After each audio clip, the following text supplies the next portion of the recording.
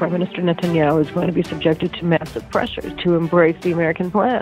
And there's only going to be one force that's going to be pressuring him not to. You're listening to Inside Israel Today with Gil Hoffman on the Land of Israel Network.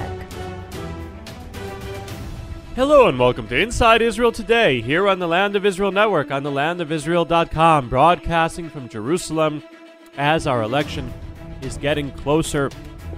We now have only another 6 weeks, and then we're going to be there. It's really, really happening. And so we are continuing our Meet the Candidate series, where we have had candidates from Yesh Atid, from the Labour Party, from Meretz in the center and left, and we've had Uzi Dayan from the Likud, from the right, and Baruch Marzel from the far, far right. And so now we have the new right coming on our show today. My former colleague, the esteemed columnist of the Jerusalem Post for so many years, Caroline Glick, is going to be here on our show today in an exclusive first radio, I believe, interview since she has entered politics. Caroline, thank you so much for coming here on Inside Israel Today on the Land of Israel Network. Oh, it's great talking to you, Gil. Okay, so Caroline, you've been a journalist for so many years. Why would you move to the dark side? To the dark side. Well, I had a very good opportunity from two politicians who I really respect, Education Minister Naftali Bennett and Justice Minister Ayelet Shaked, to join them in their run for Knesset. And I thought, given the accomplishments that both of them have achieved in office, and the fact that our views on where Israel should be in the world and economically and vis-a-vis the Palestinians are very closely aligned, when they asked me to join them and run with them for Knesset, it seemed like it would be an opportunity for me to really put the ideas that I've been writing about for 18 years into action and implement them on the ground. Now, tell the listeners who've been reading you but might not know too much about you personally, because you're not the kind of columnist that puts too much about yourself into the columns. Now you're a politician. Now you're there in the limelight. Tell them who you've been all these years. Who I've been all these years. Well, I'm let's see. I live in a frat with my two little boys, Yoav and Shiloh, and my husband Shimon, and our two dogs. I made Aliyah in 1991 from the United States 2 weeks after I graduated from Columbia, and I went straight into the Army. I was a lone soldier for 5.5 years. I served in the defense ministry, and I was a core member of Israel's negotiating team with the Palestinians throughout the very height of the fake peace process as it worked out with the PLO. And I left as captain at the end of 1996.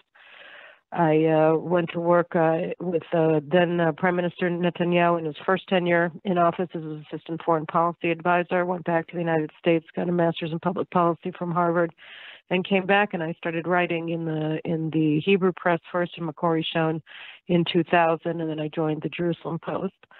I've had a lot of opportunities over the past 18 years, both in journalism and in public policy.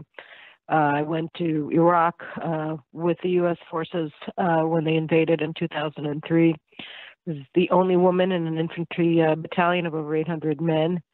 That was the first unit in Baghdad. And then on the policy side, I've taught in war colleges in Israel and the United States. I've been engaged in think tank work in Washington and in Israel for over a decade and a half, meeting with government leaders in the United States, administration officials in the United States across 3 administrations, and congressional and Senate leaders, as well as in countries as diverse as Canada, Australia, Britain, and others, talking about issues of common interest between Israel and those countries. So I've done a lot of things. But again, I think that over the years I've been considering more and more whether I should throw my hat into the ring get into politics and put my money where my mouth is and try to enact some of the policies, particularly in relation to the Palestinians, as law. And so when the opportunity came, I decided to take it. Now, party-wise, people might have guessed over the years that you would be in the furthest right-wing party, that maybe you should be running with the Otzma Yehudit party that is running with Bayit Yehudi in this election. Or there was talk in the previous election that Netanyahu might give a reserved slot that he had available to you. I can tell the listeners that when I met with him, he had an article that you had written there right in front of him, and he was in the process of considering candidates. And the next thing I know, the following night, a television station here is reporting that you were the choice, and I ended up being the person who informed you of that decision that ended up not being final. Why not Likud? Why not Otzma Yehudit? Why Dafka, if we're allowed to use the word Dafka that can't really be translated into English? Why specifically New Right? Well, I mean, the concept of me running with Otzma Yehudit is just off the wall. I mean, I didn't have shared ideology with them. You know, my view is that it's immoral to even consider moving Israelis out of their homes, and I feel the same is the truth with Arabs. So, I mean, I don't think that we have much of a common denominator aside from basic Zionism. So I don't know why anybody would have said that. That's just weird. And regarding the, Likud, I mean, in 2015, there were a lot of reasons mitigating the opportunity of going into politics at the time. For me, the most important one was the fact that my children were very young. My youngest one was just turning 3, and it just didn't seem to make a lot of sense to me to change my lifestyle when they were so small. But the other thing, just in terms of why the Yamina Chadash and not the Likud, I think what we're seeing now in particular is that each time that Netanyahu forms a coalition, and it really does seem from all of the polls that he's the only one with the conceivable government to form after the election, so that he will be reelected for a 4th consecutive term on April 9th, is that when they make it with left-wing parties, like the Labour Party in 2009, or with Tzipi Livni and the Tenuah that she had in 2013, we end up seeing governance that's implementing the positions of the left, even though Prime Minister Netanyahu doesn't share their vision for partitioning the land of Israel and establishing a Palestinian terrorist state. It's just the nature of the beast.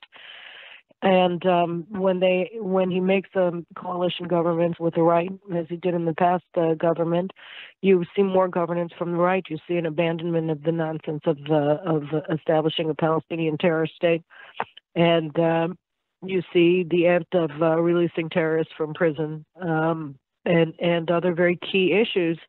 And so we want to make sure that when the Likud forms the next government, that they form it with the right, so that we can finally get off of this, fake peace process merry-go-round from Elm Street, and just move forward and secure Israel's interests in Judea and Samaria and in the international arena for years to come.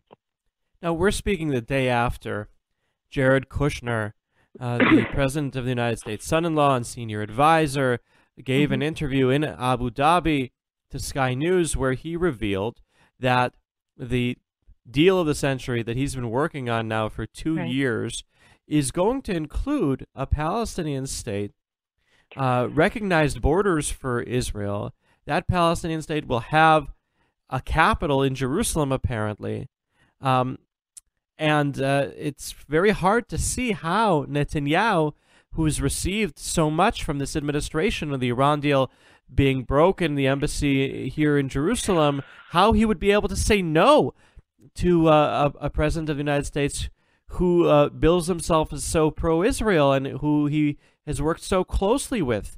How will you be there, the person who spoke as the keynote speaker at a pro-Trump rally a week before he was elected president of the United States? You're now going to be the opposition stopping this plan from moving forward? Absolutely. Yes, we are.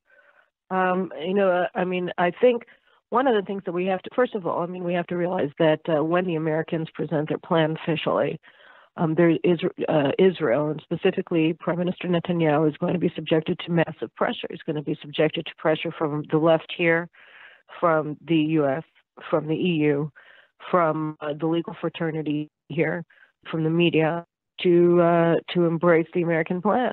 And there's only going to be one force that's going to be pressuring him not to, and that's the Israeli right. And the stronger we are at the ballot box, the more mandates that we receive on April 9th, the more we're going to be able to bring our position to bear in the coalition negotiations and in the next government. And I think it's very important.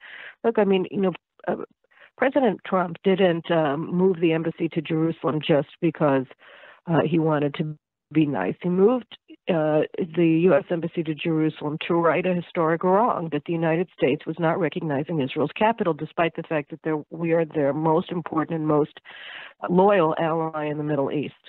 When he walked away from the Iranian nuclear deal, he didn't do it just because it was deleterious in the extreme to Israel's national security. It was also terrible for the United States. It was empowering the United States' its most dangerous and active enemy, which is Iran, at the expense of the United States and its allies. So, these aren't things that he did just because he was being nice, and it's important to bear that in mind. It's also important to bear in mind the fact that the Trump administration really is friendly towards Israel, so that when we oppose this idea of partitioning Jerusalem and giving 90% of Judea and Samaria to terrorists, we're not doing it out of some sort of personal antipathy towards anybody in the administration. To the contrary, we think that this plan is antithetical to U.S. national security interests almost as much as it is to Israel's. And you can talk to these people. This isn't the Obama administration. We have the ability to communicate with them, and we should use it. I mean, it's not that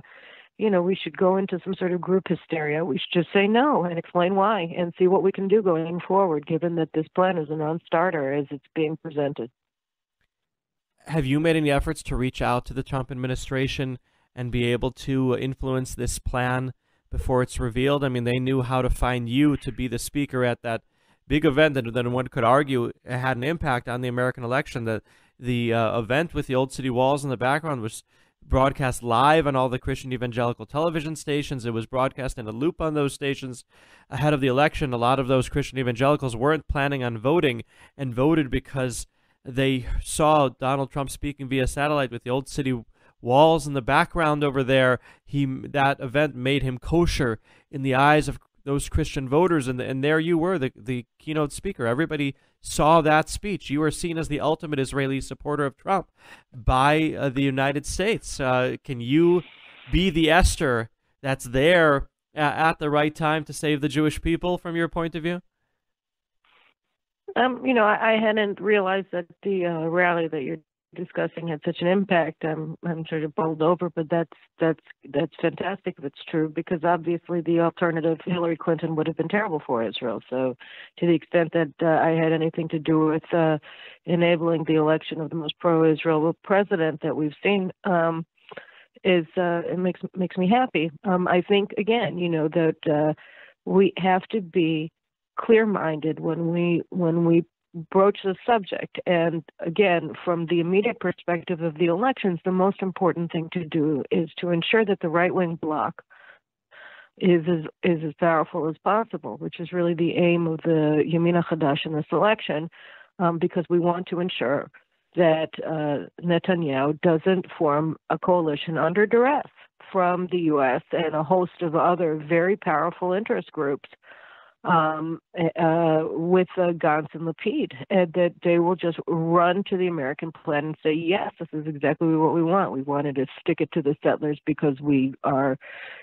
people with no strategic understanding of the dynamics of the sorts of things that are on the table right here, because we made this mistake over and over and over again, and we insist on repeating it.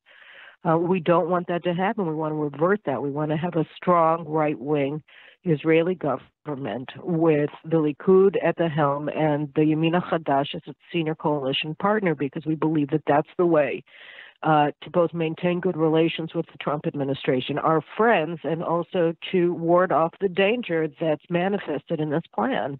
Okay, so my last question before I let you go off and walk those nice dogs that you have. Thank you. Is listeners, I spoke to an event in Jerusalem about a week ago of a Jewish organization here where the average age of the people at the event was, I'd say, about 80. And at the end, when I asked for questions, the first question was, when is Caroline Glick coming back to the Jerusalem Post? And I said, well, it's in your hands. If you don't vote for her, maybe she won't get in, and maybe she'll come back. Now, at the time, I didn't know where you would be on the list, and since then, you were placed number 6. The party gets 6 seats in the polls right now. Is there hope of getting you back? And if you do get elected, are you there maybe for one term? We've been saying this Knesset term will only last about a year anyway. Or are you like gone for good on the other side? Look, I'm a writer. I mean, it's just part of who I am. It's already after 18 years of writing so many columns, so, every week. It's just sort of it's been grafted onto my DNA. So I think that regardless, I will be writing, perhaps not in the same frequency that I was doing when it was how I was earning my living. But I have to say, I've entered politics because I've decided that, this is the place I have to be right now, and and this is the place that I can make the largest impact for the better in this country right now. I hadn't intended to go into journalism. Unlike you, I didn't go to journalism school. I went to school in public policy, and I was writing for over a year before I figured out that I had become a writer. In a professional sense. So I think, I do what I do because I think where I am is where I can make the biggest contribution. And so long, I'm committed to the path that I've embarked on. And so long as I feel that I'm going to be able to make a difference for this country and this people that's significant and important, I'm going to remain on this path. Wonderful. Well, I'm going to have mercy on you and let you go. Your voice seems to be hoarse from your... my poor dogs who are going crazy and jumping up on me every second.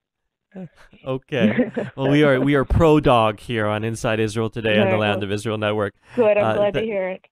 Thank you for coming on this show. And then listeners will have more. Meet the candidates. We've gone right, left. Not too many left-wing parties left.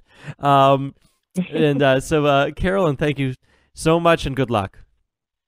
Thanks, and thanks to all your listeners for hearing me out. Take care. Bye-bye. After the break, we'll talk more about what's going on inside Israel today. For Rosh Chodesh Adar Bet, this coming new moon, we are doing the Land of Israel Network Shabbaton at the Dead Sea, called the Israel-Inspired Retreat, where there's going to be Torah study and connection and meditation and prayer, and we're going to be able to connect and to talk about everything that's going on in Israel today on spiritual levels. It's going to be a really special weekend. You can find out about it on thelandofisrael.travel. That's thelandofisrael.travel. You can see all the details there. We'd love to have you join us.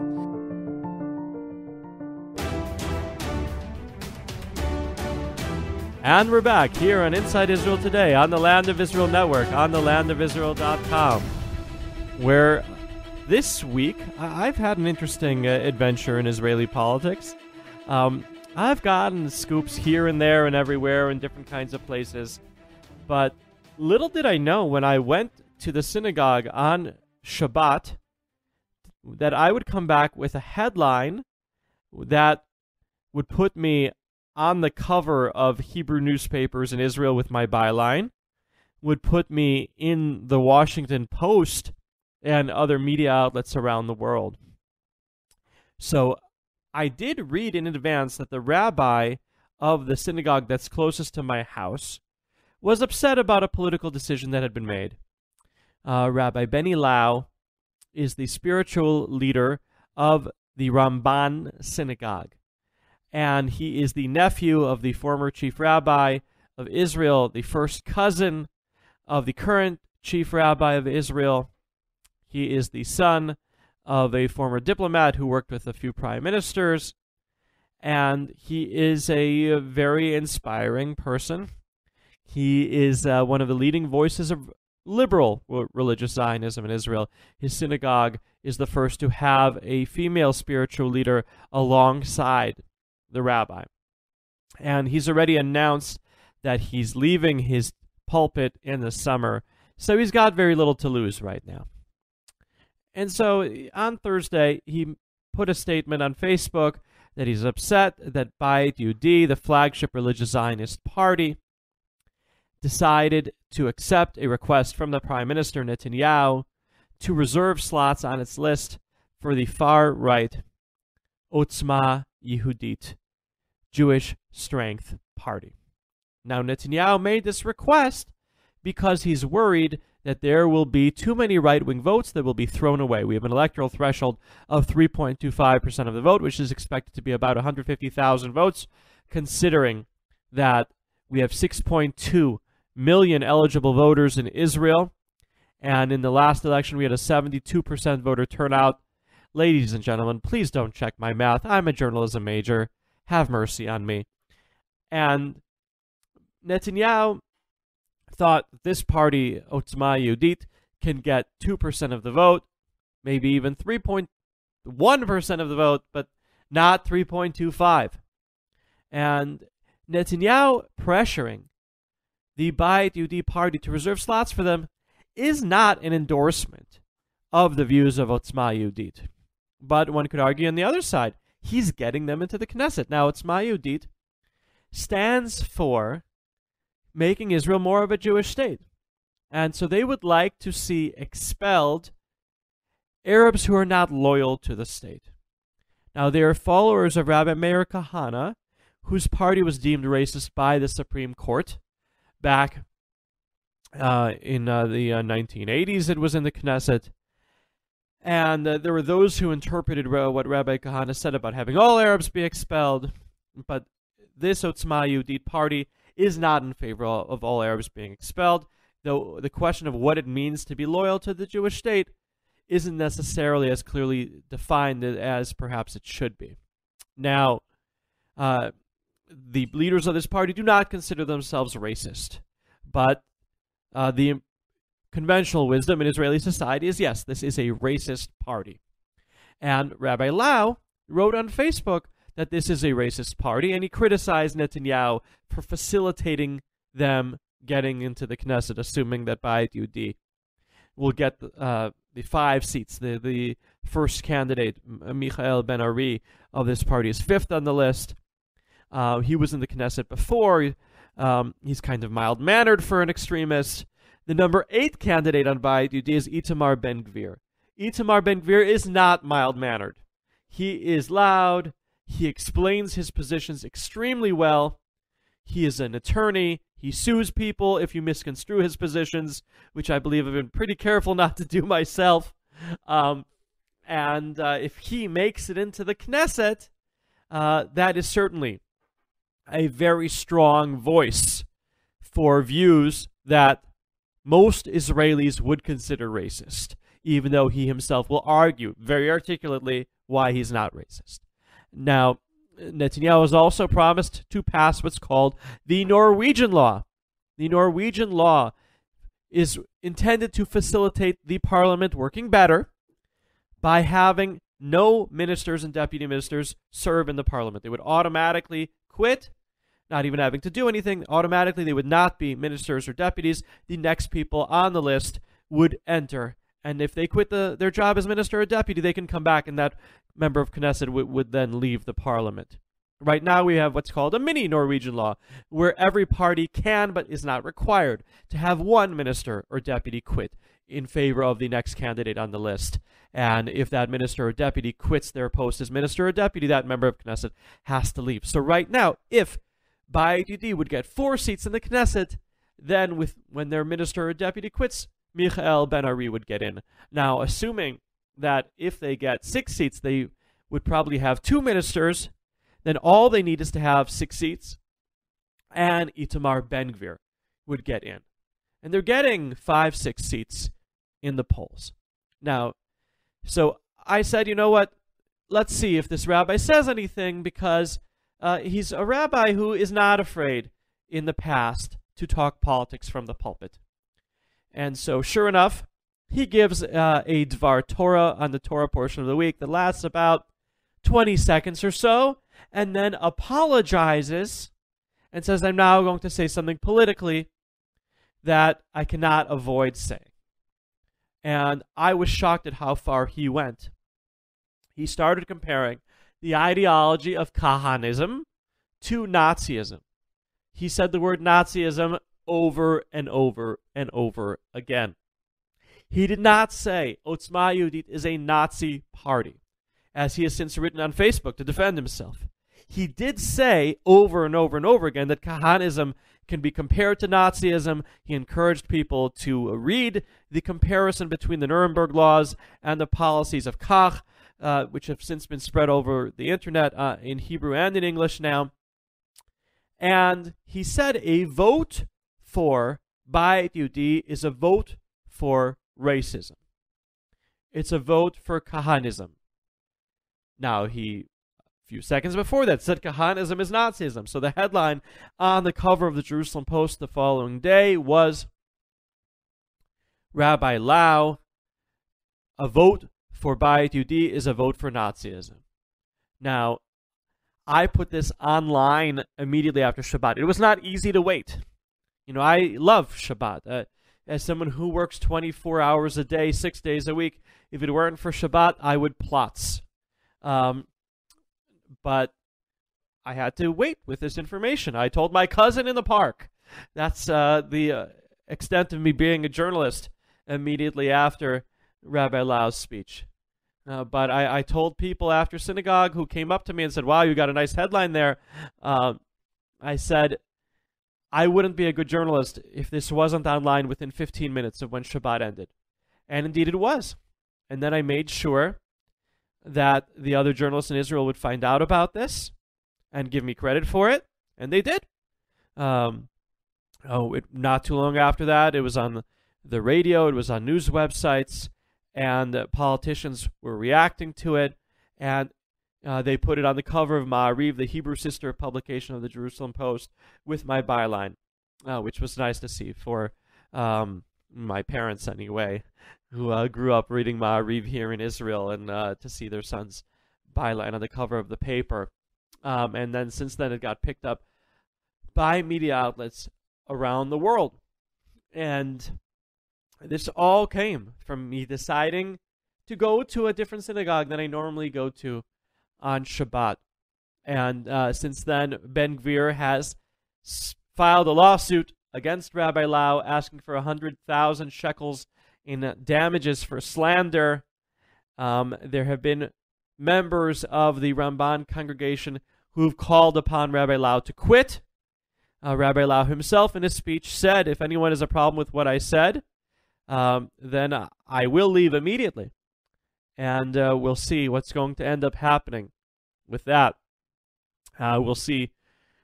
I wasn't planning on coming to Ramban this coming Shabbat, but I think I might have to now. And we'll see what kind of follow-up that there'll be. And I think the moral of the story is, go to shul on Shabbat. This has been Gil Hoffman broadcasting from here in Jerusalem. As we said at the end of the previous segment, we will continue our Meet the Candidate series. Let's think about who we can have next week. If you have any suggestions, then you can send to me at gil@jpost.com. Just consider the Zehut party of Moshe Feiglin has already been interviewed by Josh Haston. And so any party other than the ones I've already done, plus Zehut, that's already been done, happy to interview next week Inside Israel Today. Thank you.